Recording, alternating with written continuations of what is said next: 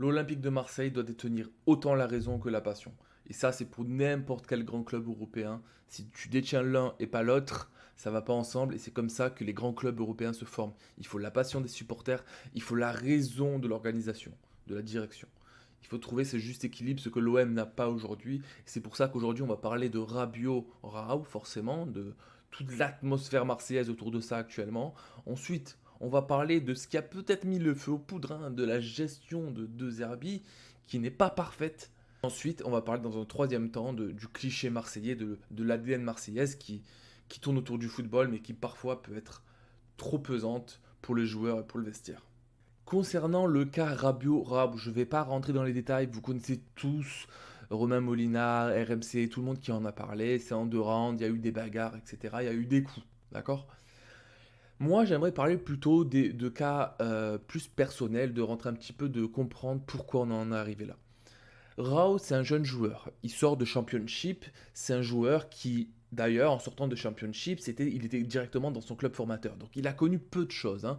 Il sort de Championship, il va à l'Olympique de Marseille. C'est la première fois qu'il connaît un autre vestiaire, littéralement.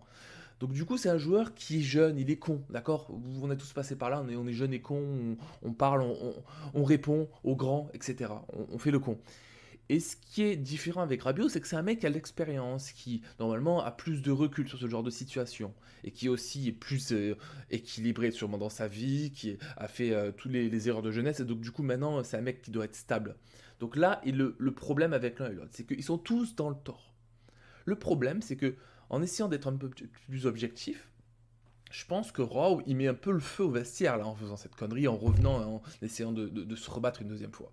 Parce que les échauffourées, ça arrive, la tension elle baisse, tu passes à autre chose. Lui, il est revenu, il a essayé de relancer la machine. Il y a un mec qui était tombé dans les pommes, mais il a pas pris en compte ça. Donc du coup, le mec, il sait pas se calmer, il est jeune, il est fougueux, et il essaie de se taper encore avec Rabiot.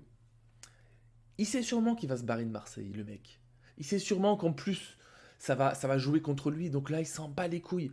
Et donc, j'aime pas cette idée de prendre le vestiaire avec toi et de l'enfoncer avec toi et d'enflammer tout le reste, en fait. Tu te barres de l'Olympique de Marseille, donc du coup, t'enflammes le vestiaire, mais va niquer ta race.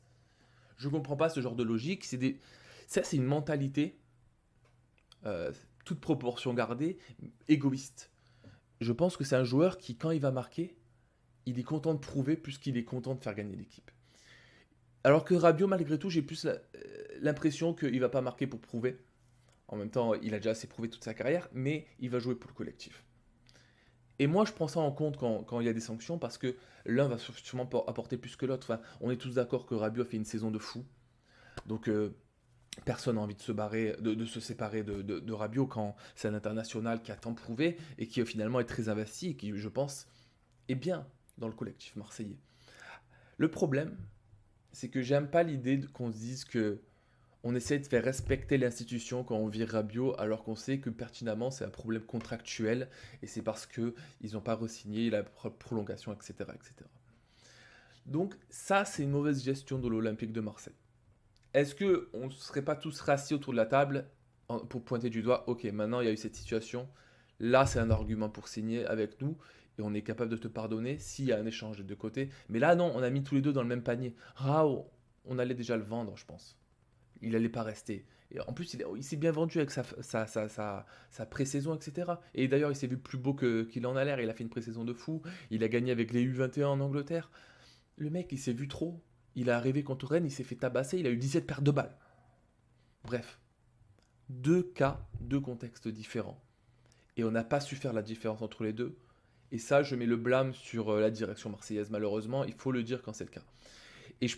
J'ai écouté Longoria, j'ai écouté tout le monde pour parler du cas Rabiot, plus que Rabiot d'ailleurs, parce qu'on est plus forcément fâché de ce qu'il était de Rabiot. Et j'entends le problème, j'entends le dilemme. Mais on peut pas faire respecter une institution, un joueur qu'il aime malgré tout, parce que je pense qu'il aime malgré tout l'OM, Rabiot, et s'infliger ça parce qu'on ne peut pas trouver un joueur aussi bon que lui. Il faut faire des choix dans la vie, et là je pense qu'on a fait le mauvais choix. Après, rien n'est fait encore, hein. Je sais qu'il a été mis sur les listes de transferts, mais peut-être que ça peut changer, je ne sais pas, à ce jour J, à ce moment T, je ne sais pas ce qui va se passer. Mais voilà, et le problème c'est qu'on a deux choix. Il y en a un qui se barre, qui part à Genoa, qui part à Bologne, qui part n'importe où.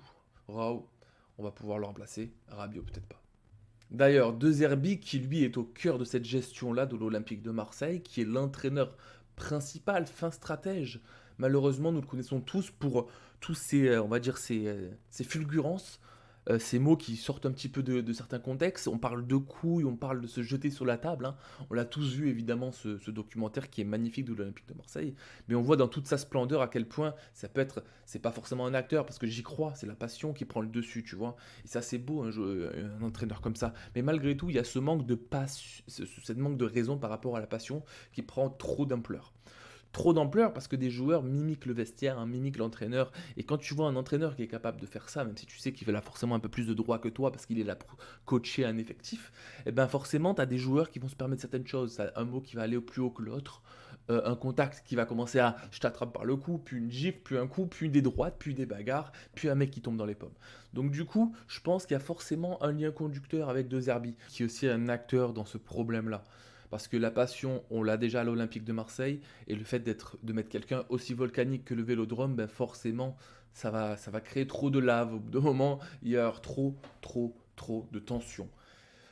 Je pense que le rôle de l'OM doit être malgré tout un peu différent que de son stade. On doit avoir une ambition commune, mais être aussi volcanique que le Vélodrome, c'est pas possible. Parce que, ok, d'accord, t'es adapté à la passion marseillaise, mais malgré tout, enfin, je sais pas, peut-être que j'ai totalement tort dans ce que je dis, mais quand on a gagné le championnat de France la dernière fois, Didier Deschamps, c'était quelqu'un de plus raisonné que de Zerbi. C'est un entraîneur sûrement le plus raisonné qu'on a eu, et c'est pour ça qu'on a été champion. Laissons la passion aux supporters, laissons la passion sur le terrain, mais les mots dans les vestiaires, dans les couloirs doivent être plus doux, plus calmes, plus raisonnés. On ne doit pas constamment parler de grosses couillasse, de... Je sais pas. Je pense qu'il y a d'autres façons de motiver quelqu'un. Et un effectif, tout simplement. Par contre, moi je suis Marseillais et il y a quelque chose que j'aime pas, c'est que pour le troisième point, ce dernier de cette vidéo, c'est le cliché et les préjugés marseillais. Parce que malheureusement, on les vit et ils sont réels. C'est-à-dire que entre les influenceurs, entre certains supporters qui parlent pour rien dire, tout le monde se dit amateur, expert de football, et ça, c'est une dinguerie à Marseille. Parce que c'est une ville qui vit forcément pour ça, c'est une ville cosmopolite qui vit pour le football du matin au soir. Autour de la table, on va parler du foot. Donc du coup, tout le monde a un avis plus ou moins tranché, mais parfois on laisse la parole à des gens qui disent de la merde, et moi j'en entends des conneries.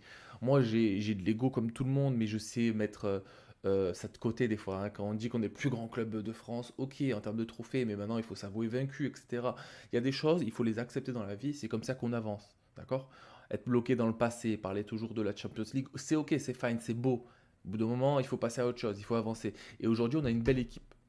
Parlons de ce qu'on peut faire aujourd'hui, d'accord? Faisons mieux de ce qu'on a fait hier. Et là, actuellement, du coup, quand moi j'entends des Marseillais passer sur les radios, etc., ils disent que des sacrées conneries, hein. Le problème, c'est d'un club aussi populaire, bon, le plus populaire de France, c'est que bon, c'est bien, on a des supporters dans tous les stades, ça c'est incroyable pour les joueurs, mais parfois on donne la vie à des gens, ils savent pas de quoi ils parlent. On laisse pas assez de temps aux joueurs. Moi, je me rappelle trop de faits, trop de choses qui sont passées où on était totalement dans le tort. La commanderie, quand on l'a fumé, le fait que Didier Deschamps on le vire alors qu'il a été champion de France, le fait qu'on siffle au bas Aubameyang à ses premiers matchs il y a 2 saisons parce qu'il n'arrivait pas à marquer, on laisse pas de temps aux gens, on n'a aucune patience. On s'auto-enflamme, on s'auto-mutile à l'Olympique de Marseille, on se fait du mal tout seul. Il est temps de prendre un pas consciemment et collectivement et de se dire que c'est pas bien pour un effectif et que malgré tout, des joueurs veulent un environnement sain malgré tout. Et moi aussi, je veux un environnement sain, je veux de l'émotion malgré tout parfois et souvent, mais je veux que quand même les joueurs ne se tapent pas dessus. Je veux un vestiaire où il y a du respect, où entre frères, quand on part à la guerre, ben, on peut compter les uns sur les autres. Sur ce, les gars, je vous dis à bientôt, allez l'OM, parce que on a encore beaucoup de choses à se dire, il y a beaucoup de choses qui vont se passer encore en vestiaire, le mercato n'est pas terminé. Je vous ai mis l'effectif juste à côté, pardon, parce que pour vous montrer le dernier match, c'était ça, et potentiellement voir les changements au prochain, parce que déjà, il y a 2 joueurs qui vont sauter, voire d'autres, hein. Donc, donc les gars, il y a Paris FC qui arrive samedi. Je vais forcément vous faire un review, peut-être en live. N'hésitez pas à vous abonner. Ici, on a la passion du football, mais on a aussi la raison. Et je vous laisse sur ce message. À bientôt et allez l'OM.